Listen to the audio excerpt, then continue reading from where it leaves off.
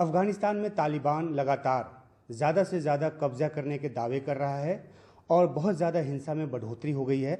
यहाँ तक कि भारत का जो कांधार में कॉन्सुलेट था वहाँ से तमाम भारतीय राजनयिक और कर्मचारियों को भी लौटना पड़ा है। इसके बाद भी कई सारे ऐसे डेवलपमेंट्स हुए हैं जिस पे बात करने के लिए हमारे साथ फरीद मामून जई हैं, जो कि भारत में अफगानिस्तान के राजदूत हैं। आपका स्वागत है NDTV इंडिया से बात करने के लिए। आपका धन्यवाद उमेर भाई। सबसे पहली बात तो मैं यही पूछूंगा कि भारत के जो राजनयिक थे उनको लौटना पड़ा है।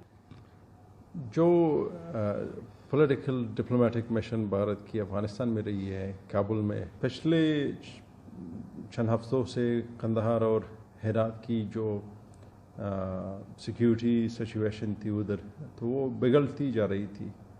कंदहार के आसपास के इलाक़ों में, हेरात के आसपास के इलाक़ों में सिक्योरिटी की जो चिंता सिक्योरिटी एजेंसीज़ को हो रही थी, तो उनके अनुसार उनके असेसमेंट को सामने रखते हुए ये गठन फैसला लिया गया कि तो आप लोगों को तकलीफ हुई एक कि नहीं, मतलब लौटना चाहिए था? तकलीफ़ तो बिल्कुल हुई है। ये लोग बहुत अरसे से उधर काम कर रहे थे और इसका असर लोकल आबादी पे भी पड़ता है, इसका असर लोगों की मोराल पे भी पड़ता है। लेकिन जो सबसे ज़रूरी बात उमेर भाई ये है कि जो भारत की कमिटमेंट है अफ़गानिस्तान की और अफ़गानिस्तान की तरफ, हमारी आशा यही रहेगी कि एक टेम्प्रेरी मेजर्स हो, एक कुछ समय के लिए हो और परमानेंट न बन जाए। जी, हालात कितने ख़राब हैं और कितने तेज़ी से और ख़राब हो रहे हैं? हालात पिछले 10 हफ्तों से बहुत तेज़ी से ख़राब हुई है और अगर एक शब्द में मैं कहूँ कि जो सिक्योरिटी की हालात है हमारी, वो गंभीर से गंभीर होते जा रहे हैं। 150 के आसपास के डिस्ट्रिक्ट्स में अभी लड़ाई का माहौल बना है। तकरीबन 1/3 1/3 जो अफ़गानिस्तान की जियोग्राफिक लैंड मास है उसमें बहुत ज़्यादा लड़ाई हो रही है और इस लड़ाई की वजह से पिछले 10 हफ्तों में तकरीबन 4000 के आसपास के लोग मारे चुके हैं। कौन जिम्मेदार, आप किसको मानते हैं? जिस तरह से अमेरिका ने पुल आउट किया है उसको जिम्मेदार मानते हैं? मेरे ख्याल में सबसे बड़ी जिम्मेदारी तालिबान की तरफ है। तालिबान के साथ साथ जो और लड़ाकू हैं, जो आतंकवाद की और तंजीमें हैं इस रीजन के और इस रीजन से बाहर जो तंजीमें हैं, तो दूसरे दर्जे पे वो लोग जिम्मेवार हैं। और जब आप अदर टेररिस्ट ऑर्गेनाइजेशन से रब्ता की बात करते हैं, कांटेक्ट की बात करते हैं तालिबान की, तो उसमें पाकिस्तान के जो आतंकी हैं वो भी शामिल हैं। लश्कर-ए-तैयबा जैसे लोग वो भी ऑपरेट कर रहे हैं कि आप अफगानिस्तान जाकर? तालिबान के साथ तो इस रीजन के बहुत ही ज़्यादा और बहुत ही ख़तरनाक आतंकवाद की तंजीमें हैं, जिसमें लश्कर भी शामिल है, जिसमें जैश ए मोहम्मद भी शामिल है। ये तालिबान के साथ पहले भी रहे थे और अभी भी है। और हमारी सबसे ज़्यादा चिंता इन आतंकवाद की तंजीमों से है।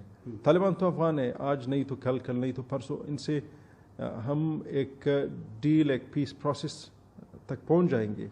लेकिन हम इन फॉरेन फाइटर्स के साथ, इन गैर अफ़गानियों लड़ाकों के साथ क्या करें? ये तो न हमारे सिटीजन्स हैं और न कोई समझ आ रहा है कि इनके साथ हम क्या करें। तो आपके कहने का मतलब है जो बाहरी ताकत, खासतौर पे इस मामले में पाकिस्तान, वो खेल खराब कर रहा है? जो बाहर की ताकतें हैं इसमें जो स्टेट एक्टर हैं और नॉन स्टेट जो एक्टर हैं, इनमें इस तरह के लड़ाकू हैं जो जिनको किसी मुल्क की भी सपोर्ट हासिल नहीं है। अलकायदा के लोग इसमें हैं, इसमें जुंदुल्लाह के हैं, इसमें ETIM के हैं, तो वो भी समस्या हमारे लिए पैदा कर रही है। जब अमेरिका की बात होती है तो मैं एक सवाल ये पूछना चाहता हूँ कि जो 1988 तालिबान सैंक्शन कमेटी है, उसका चेयर इस समय भारत है और ये जानकारी आती है कई बार कि जो लिस्टेड आतंकवादी हैं, सरगना जो हैं या लीडर्स, जिस भी भाषा का आप इस्तेमाल करना चाहें तालिबान के लिए, क्योंकि आपका एक प्रोसेस चल रहा है, पीस प्रोसेस चल रहा है उनके साथ, उनके ट्रैवल रिस्ट्रिक्शंस को हटाने की अनुरोध अमेरिका की तरफ से आती है और वो न सिर्फ इस्लामाबाद, दोहा और ऐसी जगहों पे जाते हैं बल्कि कई और मुल्क जाते हैं। तो आपको लगता है कि इस तरह का जो अनुरोध है अमेरिका को नहीं करना चाहिए, इससे माहौल और ख़राब होता है? अच्छा, एक बहुत बड़े मुल्क होने के नाते और एक बहुत ही ज़िम्मेदार कंट्री के रिस्पॉन्सिबिलिटी को सामने रखते हुए हमारी रिक्वेस्ट अमेरिका से यही रही थी और यही रहेगी कि जो ब्लैंक चेक इन्होंने तालिबान को दिया है कि ट्रेवल रिस्ट्रिक्शन को हटा के ये उसको उन प्रिविलेजेस को अब्यूज़ करते हैं, उनको सही तरह से पीस के लिए उसका इस्तेमाल नहीं करते। तो हमारी रिक्वेस्ट अमेरिका से यही रही है और इसमें हमें उनकी सपोर्ट चाहिए। अभी तक जो सपोर्ट हम एक्सपेक्ट कर रहे हैं, काबुल जो सपोर्ट P5 ममालिक से चाह रही है, सैडली वो सपोर्ट अभी तक नहीं मिली कि तालिबान पे जो लाजमी प्रेशर है, जो प्रेशर इनको मुज़ाकरात की मेज़ तक लेके आएंगे, अभी तक हम वो प्रेशर नहीं देख रहे। आप जाके उन अफगानों से पूछ ले जिनकी ज़िंदगियाँ दांव पे लगी है, जिनमें से 300,000 लोग बेघर हो चुके हैं, 2-4 हज़ार लोग मार चुके हैं, तो उनकी हालत को अपने जहन में रखकर फिर ये P5 ममालिक ये डिसाइड कर ले कि तालिबान पे किस तरह का प्रेशर लाना चाहिए। तो आपको लगता है कि अमेरिका अपनी वजहों से निकल गया, अपनी वजहों से आया था, अपनी वजहों से निकल गया, और जॉर्ज डब्ल्यू बुश ने अभी बयान दिया है कि जो पुल आउट है वो एक मिस्टेक है, गलती है? हम इस पुल आउट की इस तरह से तरफदार नहीं थे। हमने इसे वेलकम किया है कि जो फैसला इन लोगों ने लिया है, जो जिस तरह ये बेहतर समझने अपने लिए वो फैसला इनका ठीक रहेगा। लेकिन हमारी समस्याओं को सामने रखकर, बिलखुसूस सिक्योरिटी की जो समस्या है, अभी तक वो समस्या अपनी जगह पे है। पुल आउट इस तरह नहीं होना चाहिए था जिस तरह हो रहा है। अब जबकि पुल आउट हो गया है, भारत से आपकी क्या उम्मीद है? क्या आपको सैन्य सहायता भी भारत से आप चाहते हैं कि भारत दे आपको? नहीं, बात अब तक उस जगह तक नहीं पहुंची है।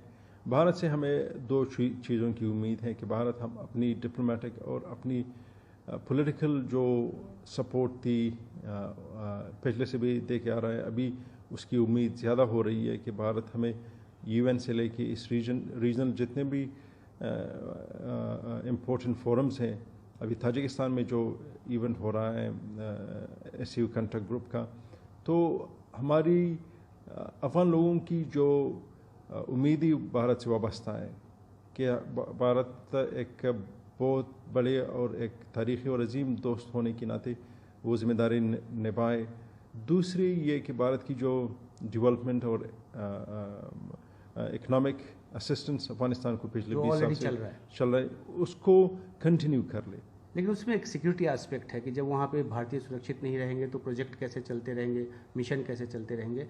मेरा ये सवाल इस वजह से भी था क्योंकि ये एक जानकारी आई कि शायद अफगानिस्तान इसे और भी देख रहा है कि भारत की तरफ से अगर एक मिलिट्री आगे आने वाले सिचुएशन में अगर हालात और ज़्यादा ख़राब होते हैं तो मिलिट्री तौर पर भी भारत मदद करेगा। बड़े पावर होने के नाते इनकी जिम्मेदारी बनती है कि अपने नेबरहुड में जो हालात चल रहे हैं और जिसका डायरेक्ट असर भारत पे होता है, तो उसमें इनकी इन्वॉल्वमेंट रही, कंस्ट्रक्टिव इन्वॉल्वमेंट रही है। जो रही बात इसकी कि अगर हम उस जगह तक पहुंच जाते हैं कि पीस प्रोसेस कोई नतीजा नहीं देता, तालिबान से हमारी बात आगे नहीं बढ़ती, तो उस समय हमें ज़रूर भारत की सिक्योरिटी असिस्टेंस चाहिए होगी। लेकिन जो सबसे ज़रूरी बात जो अभी हमें अमेरिकियों से जो हेल्प मिल रही है, हेलीकॉप्टर्स की, सेनाओं की, रिसोर्सेज की, तो BSA का जो कॉन्ट्रैक्ट था, BSA की बायलैटरल सिक्योरिटी एग्रीमेंट जो हमारे और अमेरिका के बीच था, तो वो अपनी जगह पे है। 2024-25 तक वो सपोर्ट चलती रहेगी। उसके बाद इसकी उम्मीद है कि हमें भारत की सपोर्ट की ज़रूरत पड़ेगी इक्विपमेंट्स के लिए, आर्म्स के लिए और जो मिलिट्री इक्विपमेंट्स के लिए, हेलीकॉप्टर्स के लिए, लॉजिस्टिक्स के लिए। बिल्कुल जी। और एक सवाल ये भी है कि जो लेजिटिमेट तरीके से तालिबान के पावर शेयरिंग की बात हो रही है, क्योंकि भारत का खुद का राब्ता तालिबान के साथ नहीं उस तरह से इस्टेब्लिश हुआ है और उसके पीछे भी कई सारी वजहें हैं। तो जब तालिबान के साथ भारत खुद राब्ते में नहीं है डायरेक्टली, तो आपको कैसे लगता है कि भारत तालिबान को किसी तरह पटरी पे ला पाएगा और पीस प्रोसेस में शामिल होकर हिंसा रोकने को कह पाएगा? अच्छा, भारत को जितने स्टेज अवेलेबल हैं, मुयस्सर हैं, तो इन स्टेजों से भारत अफगान लोगों की जो एस्पिरेशंस हैं, जो उनकी ख्वाहिश है, विल है, उनको रिफ्लेक्ट कर सकता है। UN में, रीजन में इंडो पैसिफिक क्वाड में अफ़गानिस्तान की मसाइल को भारत शेयर कर सकता है दुनिया के साथ। दूसरी ये कि भारत की बहुत अच्छे इस रीजन में ताल्लुक़ात है, एक दो मुल्क को छोड़कर भारत की बहुत ज़्यादा अच्छे ताल्लुक़ात है इस रीजन में, ईरान रशिया के साथ। तो ये तवक्को है भारत से कि अपने कन्वीनिंग जो पावर उनकी है, जो अच्छा राब्ता इन भारत ने ईरान और रशिया और सेंट्रल एशियन ममालिक से रखा है। तो ये भारत की कोशिशों के अनुसार हम तालिबान के ऊपर प्रेशर डाल सकते हैं। अगर तो आप डिप्लोमेटिक कोशिश की बात करते हैं, लेकिन जब एक खेल खराब करने वाला देश हो जिसका नाम आप भी लेते हैं, तो उसमें पॉसिबल कैसे है? क्योंकि वो तो उसके असर में, तालिबान जो है उस कंट्री के असर में, पाकिस्तान के असर में है। हाँ, इसमें कोई शक नहीं है कि पाकिस्तान की बहुत ज़्यादा इन्फ्लुएंस उनकी असर तालिबान पे है, लेकिन तालिबान की एक एब्सोल्यूट कंट्रोल पाकिस्तान के हाथ में भी नहीं है। उनका राब्ता इस रीजन के और देशों के साथ भी है। तालिबान पिछले हफ्ते ईरान में थे, उसके बाद फिर रशिया चले गए। तो जो रीजनल इन्फ्लुएंस है उसको भारत इकट्ठा कर सकता है। और जब इसमें भारत के साथ 5, 6, 7 ममालिक इस रीजन में इकट्ठा हो जाते हैं तो ये बहुत ही बड़ा प्रेशर तालिबान पे डाल सकते हैं। जितना भी कोई तालिबान को सपोर्ट कर ले, अगर 6, 7, 8 ममालिक इस रीजन के इकट्ठा हो जाए तो तालिबान को वो मुज़ाकरात की मेज़ तक ला सकते हैं।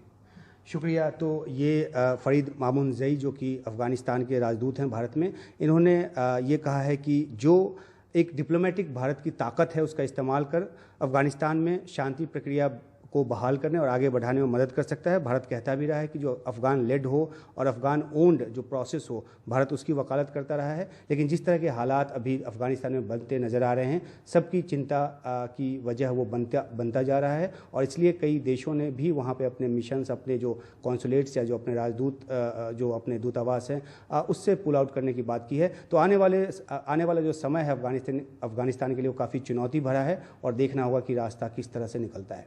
दिल्ली में उमाशंकर सिंह, NDTV इंडिया।